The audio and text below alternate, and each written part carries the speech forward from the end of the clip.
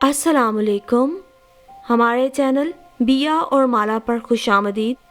अगर आप हमारे इस चैनल पर पहली दफ़ा आए हैं या आपने अभी तक सब्सक्राइब नहीं किया तो बिया और माला को सब्सक्राइब करना ना भूलिए। रात अपने सफ़र के इख्तिताम की जानिब गामज़न थी, मगर हमेशा की तरह आज भी नींद उससे रूठी हुई थी। न जाने कितना अरसा हो गया था अना को पुरसकून सोए। रोज़ कोई ना कोई ऐसी बात हो जाती जब वो सब कामों से थक हार के बिस्तर पर थकन उतारने लेटती, बजाय इसके सुकून हासिल हो मज़ीद बेसकून हो जाती। माजी की सब तकलीफ़देह बातें एक एक करके उसे याद आने लगती और वो लम्हा भर न सो पाती। उसने अपने बराबर सोए हुए हाशिम पर एक निगाह डाली। उनकी बोझल सांसें और सीने से उभरने वाली हल्की हल्की आवाज़ें बता रही थी वो कितने मुतमईन और गहरी नींद में है। आज पूरे 25 साल हो गए उसे हाशिम का साथ निभाते हुए, बल्कि यूँ कहना चाहिए कंप्रोमाइज़ करते हुए। जवानी रुखसत होने लगी थी, ज़िंदगी की शाम का आगाज़ हो रहा था। उसने अपने आप को हाशिम के लिए, उसकी खुशी के लिए पूरा का पूरा बदल डाला। वो शादी से पहले वाली अना न जाने कहाँ छुप गई। अब तो वो मुकम्मल तौर पर सिर्फ और सिर्फ मिसेस हाशिम थी। लेकिन हाशिम ने उसके लिए अपने आप को बिल्कुल भी तब्दील न किया। अपनी आदत, अपने मिजाज में वो अभी तक वैसे ही थे, बल्कि उम्र के साथ साथ उनमें मज़ीद पुख्तगी आ गई थी। आज उसकी शादी की सिल्वर जुबली थी। चारों बच्चे इस हवाले से बेहद पुरजोश थे। उन्होंने अपने तौर पर एक छोटी सी पार्टी का एहतमाम भी कर लिया था, कुछ दोस्तों और करीबी रिश्तेदारों को मदऊ करके।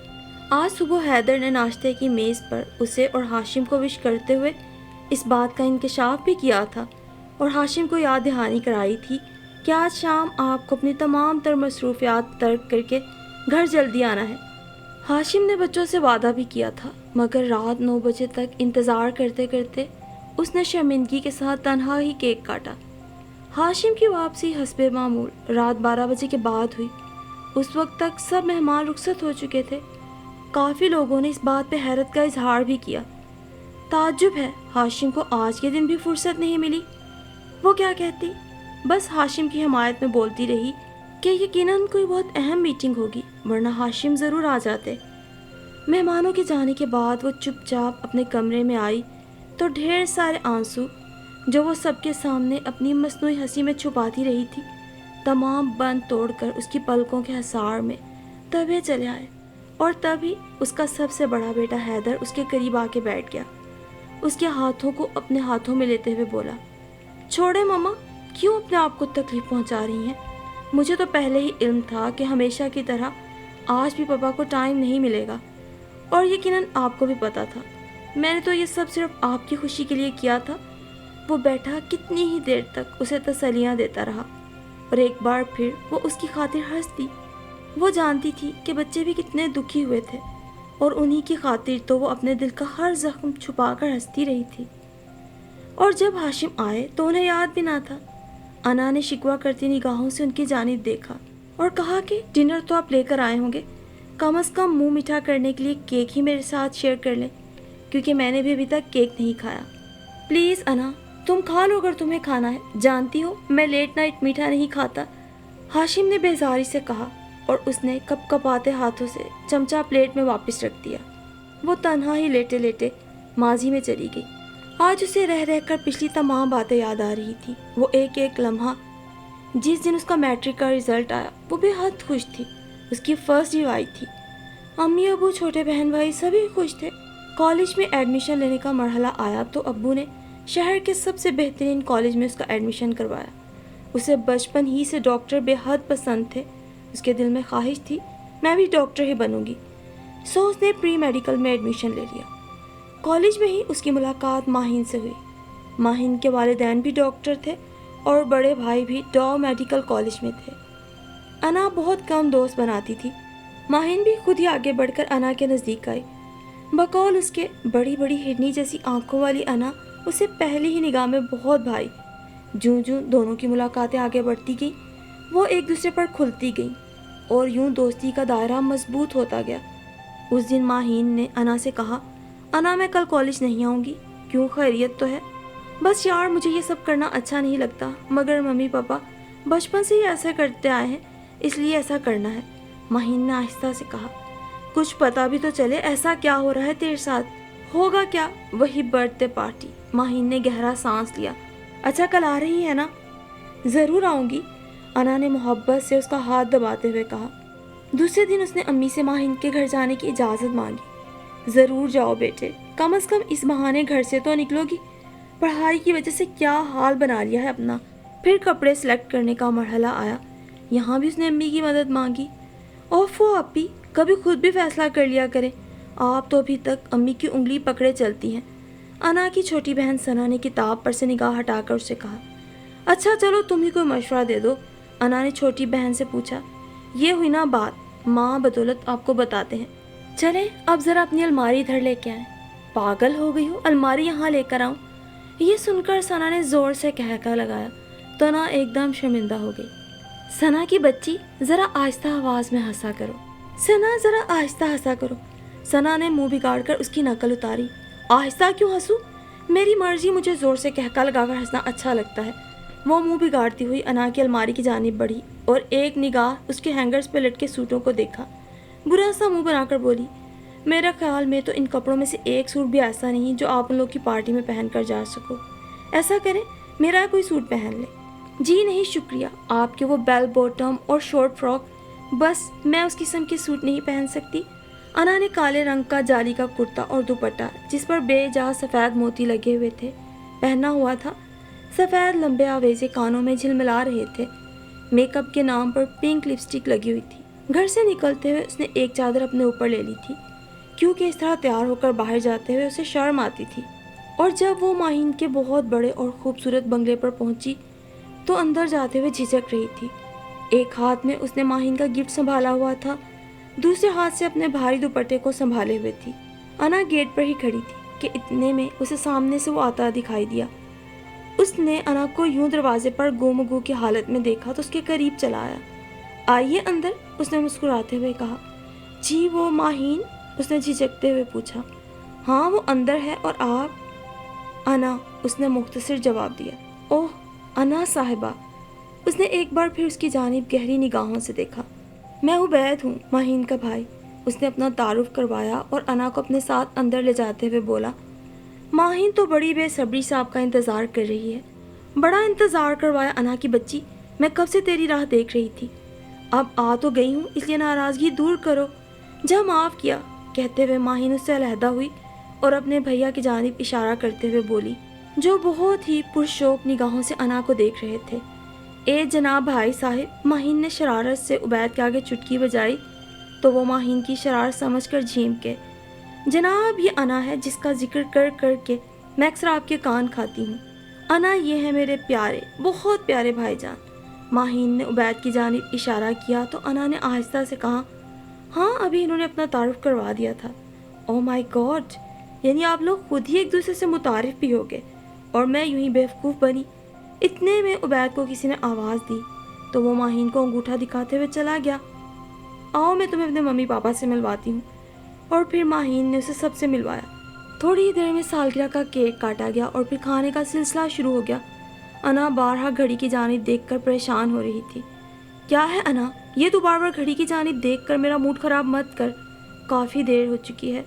परेशान मत हो, ज़रा मेहमान चले जाएं, फिर मैं तुझे खुद घर छोड़ने जाऊंगी। आप खुश? अच्छा मैं अम्मी को फ़ोन तो कर दूं। हाँ ये ठीक है। और रात 11 बजे के बाद माहीन और उबैद के साथ अना घर आई। गाड़ी से उतरते हुए उबैद ने उसे आहिस्ता से आवाज़ दी, अना। और अना के बढ़ते हुए कदम एकदम रुक गए। जी, उसने गर्दन मोड़कर उसकी जानिब सवालिया नज़रों से देखा। आपकी आमद का बहुत बहुत शुक्रिया, उबैद ने उसे नहायत गहरी और पुरशौक निगाहों से देखते हुए कहा तो वो धीरे से मुस्कुराकर आगे बढ़ गई। दोनों अंदर पहुंची तो अम्मी बेसब्री से उसका इंतज़ार कर रही थी। लीजिए आंटी, अना को मैं खुद छोड़ दे आई हूँ, ये बहुत घबराई हुई थी, मुझे इल्म था आप भी परेशान होगी। माहीन ने कहा। हाँ बेटी, मैं परेशान हो रही थी क्योंकि ये तो कभी घर से बाहर नहीं निकली और फिर इतनी दूर अकेली थी। अच्छा आंटी इजाज़त दें, भैया बाहर इंतज़ार कर रहे हैं। माहीन ने उठते हुए कहा। सॉरी माहीन, इस वक्त मैं तुम्हें बैठने के लिए नहीं कहूँगी, रात बहुत हो गई है। ارادہ تو تھا بیٹھنے کا، مگر جب تم خود ہی جانے کا کہہ رہی ہو تو مجبوری۔ ماہین کی بچی، میں تجھے مار دوں گی، انا نے اسے گلے لگاتے ہوئے کہا اور اسے دروازے تک چھوڑنے آئی۔ عبید گاڑی سے اتر کر دروازے سے ٹیک لگائے ماہین کا انتظار کر رہا تھا۔ انا کو دیکھا تو چہرے پہ مسکراہٹ آ گئی۔ انا چینج کر کے عشاء کی نماز سے فارغ ہو کر سونے کے لیے لیٹی تو انجانے میں عبید کی صورت بار بار اس کی آنکھوں کے سامنے آئی۔ جیسا ماہین اپنے بھیا کے بارے میں کہتی تھی اس سے کہیں زیادہ اچھے ہیں، اس کے دل نے اقرار کیا۔ صاف رنگت، نہایت گہری، شرارت بھری بھوری آنکھیں، لمبے چوڑے عبید اسے اپنے دل میں اترتے ہوئے محسوس ہوئے۔ وہ دیر تک جاگتی عبید کے بارے میں سوچتی رہی۔ دوسرے دن کالج میں ماہین نے اسے بتایا، بھیا تیرے بارے میں ہی باتیں کیے جا رہے تھے، کیا چکر ہے بھائی؟ میں نے بھیا سے پوچھا تو ہنس کر بات ٹال گئے۔ انا کا دل یہ سن کر ایک نئے انداز میں دھڑکنے لگا۔ عبید بھی اس کے بارے میں پوچھ رہے تھے۔ اسے انٹر میں فرسٹ ڈگری لانی تھی، اچھے نمبر آتے تو ہی میڈیکل کالج میں ایڈمیشن ملتا، اسی لیے وقتی طور پر سب بھول بھال کر اپنی پڑھائی میں مصروف ہو گئی۔ وہ رات گیر تک پڑھائی میں مصروف رہنے لگی۔ تبھی اس کی سالگرہ کا بھی دن آ گیا۔ رات کے ٹھیک 12 بجے فون کی بیل ہوئی۔ اس نے اس خیال سے جلدی سے فون اٹھا لیا کہ کہیں ابو کی نیند خراب نہ ہو جائے۔ دوسری جانب ماہین تھی۔ اس کی آواز سنتے ہی برتھ ڈے سانگ گانا شروع ہو گئے۔ ماہین، میری سالگرہ تو کل ہے، نادان دوست 12 بج چکے ہیں اور نئی ڈیٹ بھی شروع ہو چکی ہے۔ اچھا انا، ایک بات ہے اگر تم مائنڈ نہ کرو۔ کیا؟ بھیا بھی میرے پاس کھڑے ہیں اور تمہیں وش کرنا چاہتے ہیں۔ اور پھر فون پر عبید کی بھاری آواز سنائی دی۔ انہوں نے اسے وش کیا۔ وہ نہ جانے کیا کہہ رہے تھے، انا کی سمجھ میں کچھ نہ آ رہا تھا۔ عبید کی آواز اس کے کان میں آ رہی تھی۔ وہ ساری کی ساری پسینے میں نہا گئی۔ انا، تم سن رہی ہو؟ دوسری جانب سناٹا محسوس کر کے اس نے ہولے سے پکارا۔ جی، وہ بمشکل بولی۔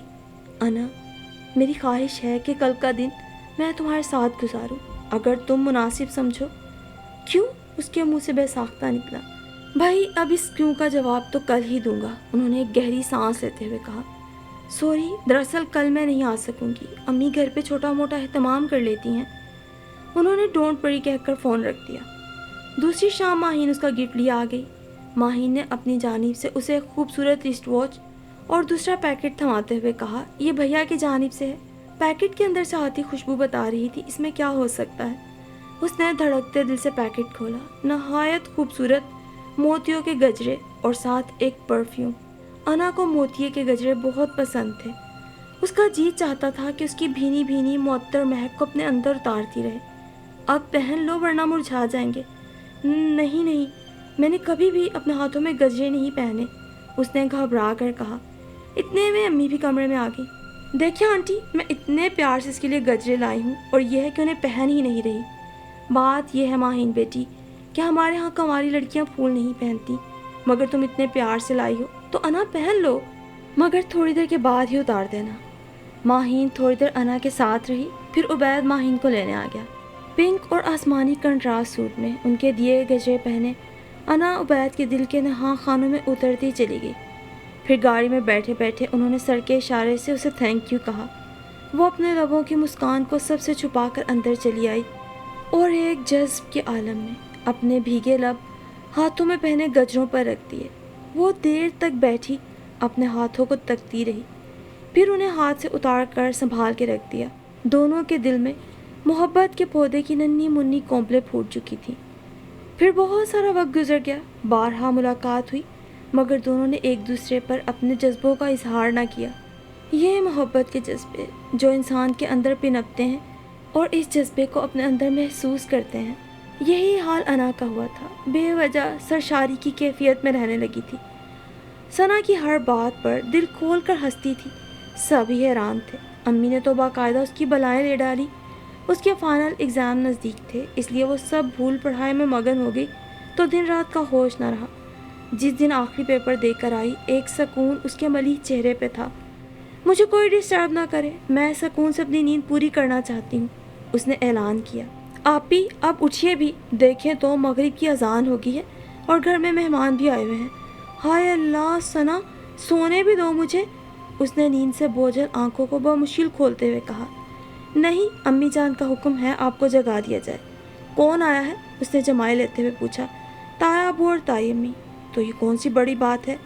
تائی امی آپ کے رشتے کی بات طے کرنے آئی ہیں ہاشم بھائی کے ساتھ، ثنا نے گویا دھماکے کرتے ہوئے کہا۔ کیا؟ بال سمیٹتے اس کے ہاتھ ایک جھٹکے سے نیچے آ گرے۔ ایسا کیسے ہو سکتا ہے؟ وہ منہ ہی منہ میں بڑبڑائی۔ ہو نہیں سکتا کیا مطلب؟ ایسا ہو گیا ہے، جبھی تو امی آپ کو بلوا رہی ہیں، بس فٹافٹ تیار ہو کے آ جائیں، سب آپ کا انتظار کر رہے ہیں۔ تائی امی کو آپ کا منہ بھی تو میٹھا کروانا ہے۔ ثنا اور بھی نہ جانے کیا کیا کہتی رہی، مگر اس کے کان سائیں سائیں کر رہے تھے۔ ڈھیروں آنسو آپ ہی آپ نکلنے کو بےتاب، جنہیں وہ ثنا سے چھپانے کے لیے تیزی سے باتھ روم کی طرف بھاگی۔ پھر جیسے سارے ہی بندھن ٹوٹ گئے، وہ دیر تک دیوار سے ٹیک لگائے آنسو بہاتی رہی۔ میں کیوں آنسو بہا رہی ہوں؟ کیا میں نے کسی سے کوئی وعدہ کیا ہے یا مجھ سے کسی نے وعدہ کیا ہے؟ میں کسی قول اقرار کی پابند نہیں۔ یہ سوچ کر اس نے بے دردی سے آنسو صاف کیے اور چپ چاپ تائی امی کے قریب جا بیٹھی۔ تائی امی نے اس کی ڈھیروں بلائیں لے ڈالی اور اس کی سرخ سرخ ہرنی جیسی آنکھوں کو دیکھ کر معذرت چاہی کہ مجبوراً اسے نیند سے جگانا پڑا۔ میں تو جانی کب سے اس دن کی منتظر تھی۔ تائی امی نے مسکراتے ہوئے اس کا منہ میٹھا کروایا اور ڈھیروں پیار کرتے ہوئے دعائیں دی۔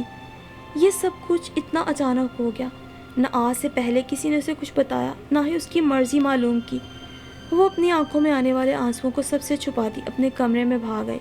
سب نے اسے شرم و حیا کی ایک ادا سمجھا۔ اور پھر رات ہی تائی امی کے جانے کے بعد امی اس کے کمرے میں آئیں اور بولی، جب تم پیدا ہوئی تھی نا، اسی دن بھیا اور بھابھی نے تمہیں ہم سے مانگ لیا تھا۔ بیٹا، یہ تمہارے دادا اور دادی کی خوشی تھی، اور یہ بات تو تم اچھی طرح جانتی ہو کہ بھابھی جوڑوں کے درد کی مریضہ ہیں۔ وہ راحیلہ کی شادی کے بعد بالکل تنہا ہو گئی ہیں۔ رہے لڑکے، ان کی اپنی مصروفیات، اسی لیے انہوں نے جلدی شادی کی بات کی ہے۔ 1 ماہ بعد تمہاری شادی کی تاریخ دے دی ہے۔ اللہ تعالیٰ میری بچی کا نصیب اچھا کرے، امی نے بھرائی ہوئی آواز میں کہا اور اسے اپنے سینے سے لگا لیا۔ اور امی کے ایسا کرنے سے اس کے وہ سارے آنسو جو کتنی ہی دیر سے اس کے سینے میں گھٹن پیدا کر رہے تھے، بے روک ٹوک نکل کھڑے ہوئے۔ میری بچی، یہ تو ہر لڑکی کا مقدر ہے، ایک نہ ایک دن اپنے ماں باپ کا گھر چھوڑ کے جانا ہوتا ہے۔ میری دعا ہے اللہ تجھے ڈھیروں خوشیاں دے، مگر امی یہ سب اتنی جلدی، مجھے تعلیم مکمل کرنے دے۔ چھوڑو بیٹا، ڈاکٹری کے خواب کو بھول جاؤ۔ لڑکی کی اصل منزل اس کا سسرال ہے، اس کے شوہر کا گھر۔ اور پھر گھر میں تیزی سے اس کی شادی کی تیاریاں شروع ہو گئی۔ وہ اتنی بد دل ہو گئی کہ اس نے سب کے کہنے کے باوجود پریکٹیکل بھی نہیں دیے۔ کئی دن گو کا شکار رہی۔ کئی دفعہ دل میں خیال آیا ماہین کو فون کر کے بتا دے۔ کتنے ہی دن سے ماہین سے بات نہ ہوئی تھی، نہ اس کا فون آیا نہ خود۔ اللہ خیر کرے۔ ڈرتے ہوئے اس نے فون کیا تو علم ہوا ماہین اپنے بھائی کے ساتھ لاہور کزن کی شادی میں گئی ہے۔ اور پھر دن تیزی سے گزرنے لگے۔ شادی میں ہفتہ رہ گیا۔ پرسوں اس کی مائیوں اور مہندی کی رسم تھی۔ ماہین ابھی تک واپس نہیں آئی، بلکہ اسے تو کچھ علم ہی نہ تھا۔ تبھی ماہین کی گاڑی کا ہارن سنائی دیا۔ ماہین آ گئی اور یقیناً اس کے ساتھ عبید بھی تھا۔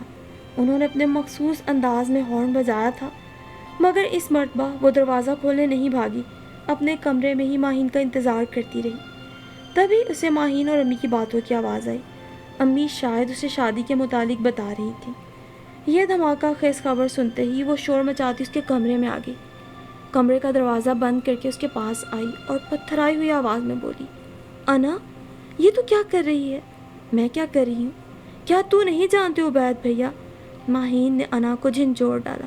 نہیں، میں کچھ نہیں جانتی۔ جھوٹ مت بولو، تم سب جانتی ہو، تمہیں علم ہے بھیا تمہیں کتنا چاہتے ہیں، اور تم نے چپ چاپ اپنے بڑوں کا فیصلہ قبول کر لیا۔ ماہین نے غصے سے کہا، تو تم ہی بتاؤ میں کیا کرتی کیا کہتی؟ بہت بزدل کم ہمت ہوں میں، اپنی ساری زندگی چپ چاپ گزار دوں گی۔ تم عبید سے کہنا مجھے بھول جائیں۔ وہ پھوٹ پھوٹ کر رو دی۔ اور پھر ماہین اس کی شادی کی تمام رسومات میں شریک ہوئی۔ شادی والے دن اس نے بتایا کہ عبید بھیا بھی آئے ہیں اور تمہیں دلہن کے روپ میں دیکھنا چاہتے ہیں۔ نہیں ماہین، پلیز، آج کے بعد ان کا نام بھی مت لینا میرے سامنے، یہ گناہ ہے۔ اب میں انا ہاشم ہوں، ہاشم کی امانت۔ اور وہ دلہن بنی، حجلہ عروسی میں بیٹھی تھی۔ اس رات کے لیے اس کے دل میں نہ کوئی ارمان تھا، نہ ہی کوئی امنگ۔ وہ بار بار خود کو سمجھا رہی تھی کہ اسے پچھلی تمام باتیں بھول کر نئی زندگی کا آغاز کرنا ہے۔ اب ہاشم اس کے سب کچھ ہے۔ آخر اس کا دل ہار گیا، دماغ جیت گیا۔ اب نے اس فیصلے سے اسے ایک اطمینان سا حاصل ہوا۔ تبھی دروازے پہ آہٹ ہوئی اور ہاشم اندر آ گئے۔ ہاشم اس کے لیے اجنبی نہیں تھے، اس کے تایا زاد تھے، اس سے بڑے تھے۔ اس نے ان کو ہمیشہ بھائیوں کے روپ میں دیکھا تھا۔ انہیں دیکھ کر اس کے دل میں کبھی بھی ایسا کوئی خوشگوار احساس نہیں جاگا تھا، اور پھر آج اچانک وہ اس کے بنا دیے گئے تھے، اور ان کے بارے میں نئے انداز میں سوچنے پہ وہ مجبور ہو گئی تھی۔ ہاشم نے اس سے ڈھیروں باتیں کی، گھر کی، امی ابو کی، سب کی۔ آج کی رات تو رومان پرور ہوتی ہے، لطف و انبساط کی، کیف و مستی کی، مگر ہاشم کو شاید ایسی باتیں کرنی نہیں آتی تھی۔ وہ کچی عمر کی تھی، پھولوں اور خوشبوؤں کی باتیں کرنے والی، جبکہ ہاشم 28 سال کے ایک سنجیدہ انسان تھے۔ وہ بار بار اسے یہی باور کرا رہے تھے کہ تمہیں امی ابو کی ایک اچھی بہو بن کر رہنا ہے، اور یہ اس کی زندگی کی وہ پہلی رات تھی جب اس نے اس الرٹ اور سپنے دیکھنے والی انا کو گہری نیند سلایا، اور پھر اس نے ہاشم کی اسی بات کو اپنا دین و ایمان بنا لیا۔ جس وقت اس کی شادی ہوئی تھی، ہاشم کا بہت چھوٹا سا بزنس تھا، گھر میں بہت زیادہ روپے پیسے کی ریل پیل نہیں تھی تو تنگی بھی نہ تھی۔ امی ابو کے علاوہ 2 بھائی اور تھے، دونوں بھی زیر تعلیم تھے۔ راحیلہ باجی شادی کے بعد پنڈی رہتی تھی، وہ سارا دن کام میں مصروف رہتی۔ تائی امی نے اس کے آنے کے بعد باقاعدہ بستر سنبھال لیا تھا۔ تایا ابو اپنے ٹائم پر کھانا کھاتے، وہ سب کا بے حد خیال رکھتی۔ راحیل اور سہیل دونوں اس کے دوست بن گئے۔ ہاشم رات گئے واپس آتے، کھانا کھاتے اور کمرے میں چلے جاتے۔ اگر انہیں انا سے کوئی ضروری بات کرنی ہوتی تو اس کے کمرے میں آنے کا انتظار کرتے، ورنہ اس کے فارغ ہو کر آنے تک ہاشم بے خبر سو رہے ہوتے۔ انہی دن اس کی طبیعت خراب رہنے لگی، ہر وقت سر چکراتا، کچھ کھانے کو طبیعت نہیں کرتی۔ اس کا چہرہ بہت اتر گیا، گلابی رنگت زردی مائل ہو گئی۔ تائی امی کے آگے کھانے کی ٹرے رکھتے ہوئے وہ ایک دم لڑکھڑا کر گر گئی۔ شام میں تایا ابو گھر آئے تو تائی امی نے جانے ان سے ایسا کیا کہا، گھر بھر میں خوشی کی لہر دوڑ گئی۔ رات میں جب ہاشم آئے تو وہ ان کے ساتھ ہی تایا ابو تائی امی کے کمرے میں آئے۔ مبارک ہو بیٹا، ہمیں انا نے بہت بڑی خوشخبری سنائی ہے، تائی امی نے کہا۔ میں نے کچھ بھی نہیں کہا امی، اس نے معصومیت سے پلکیں جھپکا کر کہا۔ پاگل ہے، بالکل، انہوں نے ہنس کے کہا۔ کیا واقعی تم اتنی معصوم ہو یا صرف پوز کرتی ہو؟ اپنے کمرے میں اس نے یہی سوال جب ہاشم سے کیا تو انہوں نے طنزیہ لہجے میں کہا۔ کیا مطلب؟ اس نے حیرانی سے پوچھا۔ مطلب یہ، تم پڑھی لکھی ہو، تم نے بایو پڑھی ہے، تو واقعی تمہیں علم نہیں تم ماں بننے والی ہو؟ اور ان کے منہ سے یہ سن کر مارے شرم کہ اس کا برا حال ہو گیا۔ اس لمحے وہ توقع کر رہی تھی ہاشم اسے پیار سے گلے لگائیں گے، کوئی خوبصورت جملہ کہیں گے، مگر ایسا کچھ نہ ہوا۔ انہوں نے صرف اتنا کہا، کل چچی جان کی طرف چلیں گے، تم ان کے ساتھ ڈاکٹر کو دکھانا۔ وہ چپ چاپ لیٹ گئی۔ تائی امی خود تو بستر سے اٹھ نہیں سکتی تھی، مگر پھر بھی حتی الامکان اس کا خیال رکھنے کی کوشش کرتی۔ انہی دنوں راحیلہ باجی بھی پنڈی سے آ گئی، وہ بھی بے حد خوش ہوئی۔ ہاشم کا رویہ وہی روکھا پھیکا، وہ اپنے کاروبار کو فروغ دینے کی جد و جہد میں رات دن مصروف ہو گئے۔ اس کا حال بھی پوچھنے کی فرصت نہ تھی۔ دن تیزی سے گزر رہے تھے جب ایک دن اسے ہاسپٹل جانے کی ضرورت پیش آئی۔ تائی امی نے ہاشم کو فون کیا کہ فوراً گھر آ جاؤ، مگر اس موقع پہ بھی انہوں نے معذرت کرتے ہوئے کہا، ابو کو بلا لیں، وہ لے جائیں گے، میری بہت اہم میٹنگ ہے۔ وہ پریشانی کے عالم میں سب کو فون کر رہی تھی۔ امی کے پاس فون پہنچا تو وہ فوراً ہی آ گئی، پھر تایا ابو اور امی کے ہمراہ ہاسپٹل آ گئی۔ ڈاکٹر نے بتایا کچھ مسئلہ پیدا ہو رہا ہے، نارمل ڈیلیوری نہیں ہو سکے گی، ہمیں آپریشن کرنا ہوگا، ان کے شوہر کے سائن ضروری ہیں۔ اور یہ کام بھی تایا ابو نے انجام دیا۔ وہ موت کی دہلیز کو چھو کر ایک نئی زندگی کو پلٹ آئی۔ ہاشم حسب معمول رات گئے ہاسپٹل آئے، کچھ دیر اس کے پاس کھڑے رہے، پھر بنا کچھ کہے چلے گئے۔ وہ اس وقت بھی ان کے منہ سے کچھ اچھا سننے کی حسرت دل میں لیے رہ گئی۔ حیدر کی پیدائش کے بعد اس کی مصروفیات میں بے حد اضافہ ہو گیا، اس کے بزنس کو کافی ترقی حاصل ہوگی، اس کی مصروفیات میں بھی اضافہ ہو گیا۔ انہی دنوں ان لوگوں نے گھر شفٹ کر لیا اور ڈیفینس میں بنگلہ خرید لیا۔ گھر میں گھریلو کام کاج کے لیے 2 نوکر رکھ لیے گئے۔ تبھی وہ سب اپنی زندگی کے ایک عظیم صدمے سے دوچار ہوئے جب تائی امی شدید بیماری کے عالم میں رخصت ہو گئی۔ آخری وقت تک اس نے جی جان سے ان کی خدمت کی، اور آخری وقت تک تائی امی کے لبوں پر اس کے لیے ڈھیروں دعائیں تھیں۔ اور پھر جب کچھ دنوں بعد اس کی سالگرہ آئی، راحیل اور سہیل نے مل کر چھوٹا سا اہتمام کر لیا، اپنے طور پہ اسے گفٹ بھی دیے، مگر وہ ہاشم کی مبارکباد اور گفٹ کی منتظر رہی، حالانکہ اس کے پاس ہر شے تھی۔ ہاشم نے کبھی اسے تنگی نہیں ہونے دی تھی، پھر بھی تحفہ تحفہ ہوتا ہے۔ یہ بھی نہیں تھا کہ ہاشم کے طور طریقے جانتے نہیں تھے۔ ایک مرتبہ وہ اپنے دوست کی شادی کی سالگرہ پہ جا رہے تھے، تب انہوں نے گفٹ کے ساتھ پھولوں کا بوکے اور کارڈ بھی لیا۔ اس رات وہ دیر تک جاگتی رہی، دیر تک شادی سے پہلے کی یادیں آ کر ستاتی رہیں۔ جب اس کی برتھ ڈے پر رات 12 بجے عبید کا فون آیا تھا اسے وش کرنے کے لیے، وہ موتیوں کے گجروں کا تحفہ جو اس نے کئی دن سنبھال کر رکھا، وہ سب یادوں کو اپنے ذہن سے کھرچ کر پھینک دینا چاہتی تھی۔ پوری ایمانداری اور سچائی سے ہاشم کی ہونا چاہتی تھی، مگر ہاشم۔ اور پھر اسے یاد آیا، ایک دن جب ہاشم خلاف توقع جلدی آ گئے تھے، ان کے ہاتھ میں ایک شوپر تھا جسے انہوں نے بے پرواہی سے ڈریسنگ ٹیبل پہ ڈال دیا۔ یہ کیا ہے؟ دیکھ لو، انہوں نے بیزاری سے کہا۔ ہاشم، میرے لیے گجرے لائے ہیں؟ اس نے ڈھیروں مسرت کے ساتھ سوچا۔ شام میں نہا دھو کر اس نے ہلکا میک اپ کیا، ہاتھوں میں گجرے پہنے، بال کھلے چھوڑے، بڑے چاؤ سے ہاشم کے سامنے آئی کہ خوش ہو کر اسے سراہیں گے۔ اسے خود ہی انہیں متوجہ کرنا پڑا۔ بہت اشتیاق سے انہیں پوچھا، دیکھیں ہاشم، اور بتائیں کیسی لگ رہی ہوں؟ ویسے آج آپ کو کیوں خیال آ گیا؟ ہاشم کچھ کاغذات بریف کیس میں رکھتے ہوئے ایک نگاہ اس پر ڈال کر بولے، اچھی لگ رہی ہو۔ تمہیں تو پتہ ہے مجھے ان چیزوں میں قطعی کوئی انٹرسٹ نہیں۔ وہ کل عادل میرے ساتھ تھا، سگنل پر گاڑی رکی تو ایک بچہ لے آیا، زبردستی اس نے مجھے دلوا دیے کہ بھابھی کے لیے لے لو۔ ہاشم نے تو اس طرح بات کہہ دی جیسے عام سی بات ہو، مگر انا کا دل پوری طرح ٹوٹ گیا۔ وہ یہ سوچ سوچ کر کتنا خوش ہو رہی تھی کہ ہاشم کو اس کی خوشی کا، اس کے جذبات و احساسات کا خیال آیا۔ ہاشم کے جانے کے بعد اس نے وہ گجرے اپنے ہاتھوں اور بالوں سے بری طرح نوچ کر پھینک دیے اور پھوٹ پھوٹ کر رونے لگی۔ زندگی اسی طرح گزرتی رہی۔ حیدر کے بعد شہروز، پھر روبین اس کی زندگی میں آ گئے۔ اس نے اپنے آپ کو بچوں میں گم کر لیا۔ ماہین کی بھی شادی ہو گئی، وہ بھی اپنا میڈیکل پورا نہیں کر پائی، اپنے میاں کے ساتھ UK شفٹ ہوگی۔ ماہین کبھی کبھار آ جاتی تو اسے عبید کے بارے میں پتہ چلتا رہتا۔ ماہین کے جانے کے بعد یہ سلسلہ بھی بند ہو گیا۔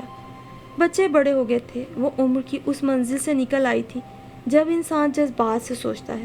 ہاشم کس مزاج کے ہیں یہ اس نے اچھی طرح سمجھ لیا تھا، اور وہ ان سے کوئی توقع نہیں رکھتی تھی۔ اس نے اپنی اسی رکی پھیکی زندگی سے سمجھوتا کر لیا۔ البتہ بچے اس کے بے حد نزدیک تھے، وہ ہر بات کو سمجھتے تھے۔ جب بھی وہ اداس ہوتی، بچے اس کا دل بہلاتے۔ اسے ڈاکٹر بننے کا جنون تھا تو حیدر کے دل میں بچپن سے ہی یہ خواہش ڈالتی آئی۔ اب حیدر میڈیکل کالج میں تھا، اور یہ کچھ دن پہلے کا ذکر ہے جب اسے اپنی زندگی کی سب سے تکلیف دہ بات پتہ چلی۔ وہ بار بار سوچ رہی تھی کہ آج سے پہلے اسے اس بات کا خیال کیوں نہیں آیا۔ ہاشم کی بزنس پارٹنر سمیر کی وائف سے اس کی ملاقات ہوئی تو باتوں باتوں میں ان کے منہ سے نکل گیا، سنڈے کو شرمین کی سالگرہ تھی اور اس نے صرف ہاشم بھائی کو انوائٹ کیا۔ شرمین؟ کون شرمین؟ ارے بھابھی، آپ شرمین کو نہیں جانتی؟ وہ ہاشم بھائی کی فرینڈ ہے۔